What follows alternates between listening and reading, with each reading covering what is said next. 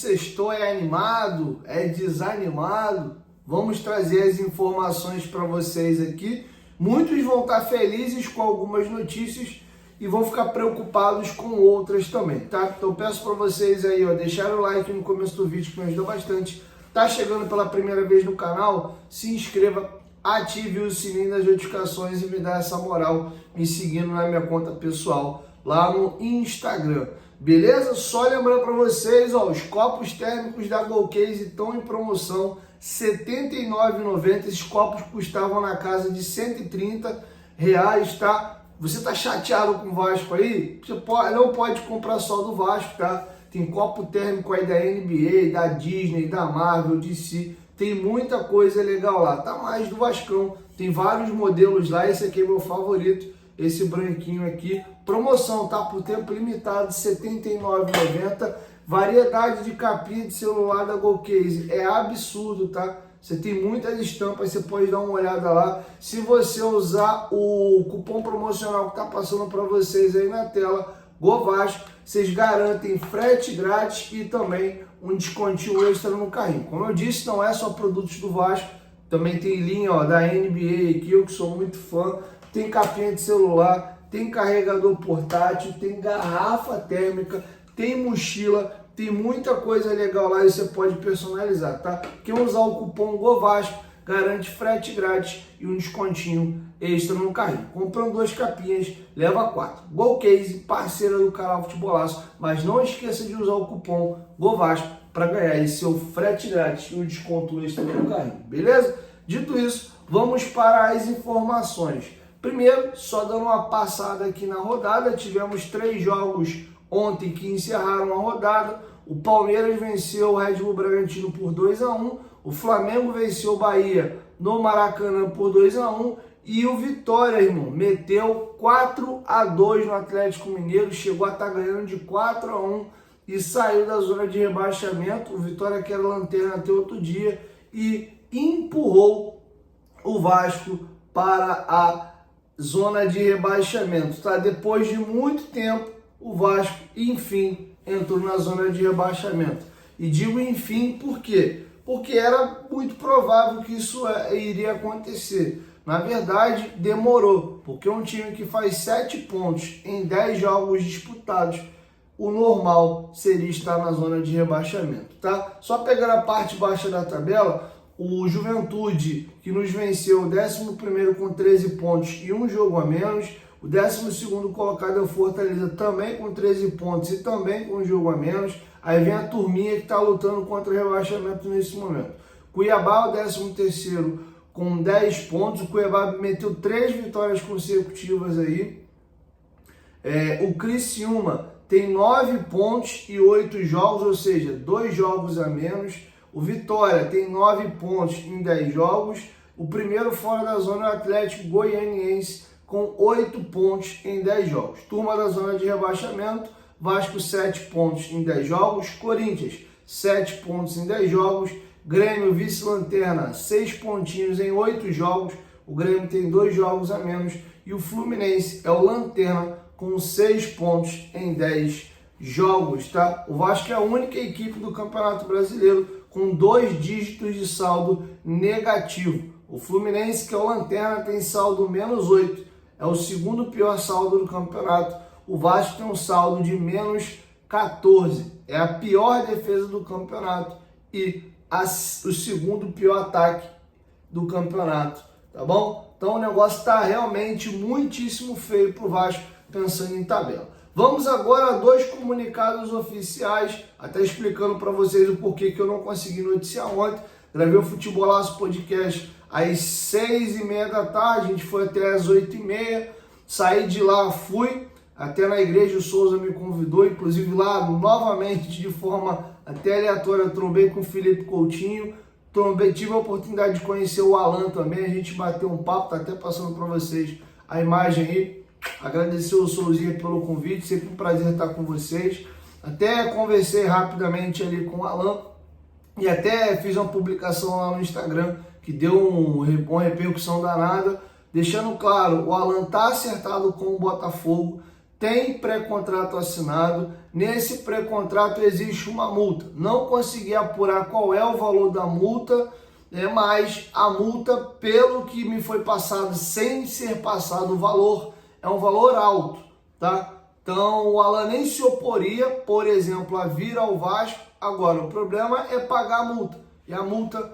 não é baixa. Se o Vasco chegar lá e casar o valor da multa, o Alan vem. Mas, pelo que eu senti, parece que o valor é bem alto, que o Vasco dificilmente cogitaria chegar lá e pagar. E o sentimento do Alan era aquela situação. Ele está feliz de estar indo para o Botafogo, porque é o clube de coração dele, de infância. O pai dele também é botafoguense, é um sonho familiar, mas ele está com aquele sentimentozinho de, poxa, o Coutinho está voltando, o Souza, tem a possibilidade do Alex Teixeira, toda a turma que foi formada aí na base do Vasco, voltando junto. Lembrando que o Alan sempre, quando via ao Rio de Janeiro, ia nos jogos em São Januário, visitava o CT, teve uma lesão e no ano passado, inclusive, se recuperou no CT Moacir Barbosa. Então ele nutria esse sonho, esse desejo de retornar ao Vasco. O que aconteceu? A 777 fez pouco caso e não tinha interesse na contratação do jogador pela idade. O Botafogo, esperto no mercado, abriu negociação. Não existia interesse do Vasco naquele momento. Com isso, o Botafogo sacramentou o negócio, tá? Então, caso o Vasco decida chegar lá e pagar a multa do Botafogo, o Alan tem possibilidade de vir. O problema é que a multa não é baixa e é difícil o Vasco pagar a multa, tá bom? Virando a chave agora, vamos aos comunicados oficiais dos desligamentos. O primeiro é o comunicado do Álvaro Pacheco.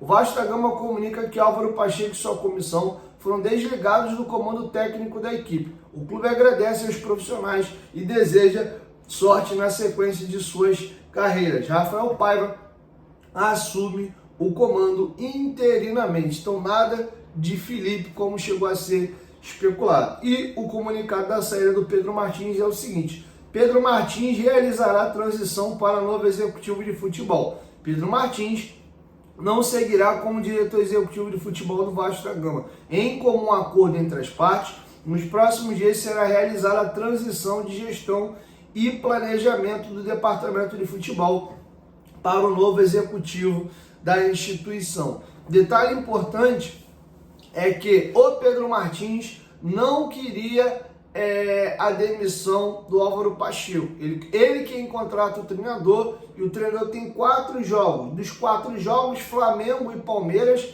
que nesse momento são líder e terceiro colocado da equipe do Campeonato Brasileiro, respectivamente, os 2 melhores clubes do futebol brasileiro nos últimos anos, e ali 2 jogos em tese que você poderia ter uma cobrança maior, um jogo com o Cruzeiro e um jogo com o Juventude. O Pedro Martins acha que é muito pouco tempo para se mandar um treinador embora. O Pedrinho já entende que não tinha muito mais o que fazer. Lembrando que não foi o Pedrinho que o contratou, até deu a possibilidade aí dele se provar, mas não agradou. Tá? O próprio Pedrinho, depois do 6-1, disse que movimentações iriam acontecer. A primeira, naquele momento ali, seria a contratação do Felipe. Passou mais um tempinho e aí tá geral rodando, tá? E a situação é a seguinte: o Pedrinho até tentou demover o Pedro Martins da saída, porque o Pedrinho não ia demitir o Pedro, a demissão era em cima do Álvaro Pacheco.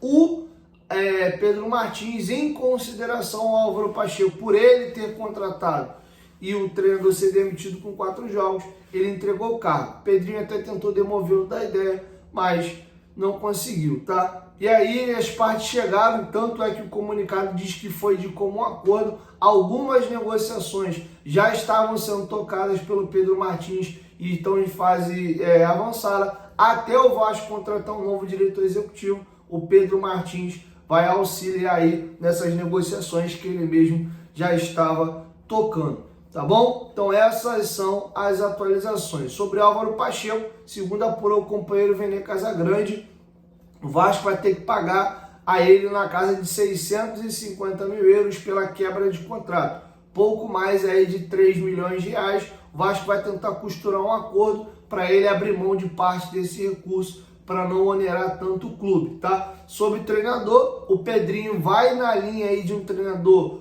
ou brasileiro ou que já trabalhe no mercado brasileiro, aí não necessariamente precisa ser um brasileiro, tá? Mas a ideia é ter alguém que já conhece o elenco do Vasco e também o Campeonato Brasileiro, para não acontecer o que aconteceu com o Álvaro Pacheco, chegar completamente desconhecendo o elenco do Vasco e os elencos do futebol brasileiro, tá bom? A situação do Emiliano Dias e do Ramon Dias não é descartada, porém não é prioridade. É importante frisar que o Ramon Dias, junto aos seus advogados, estava até preparando uma ação para ingressar contra o Vasco na Justiça, alegando que ele tem direito à indenização por ele ter sido demitido. O Vasco entende que ele pediu demissão no vestiário, porém essa demissão não estava assinada e veio o comunicado do Vasco, tá? A chegada do Ramon Dias serviria para resolver esse imbróglio. Ninguém processa mais ninguém, faz um acordo e reativa o contrato. Quem sabe renegociando isso, reduzindo os vencimentos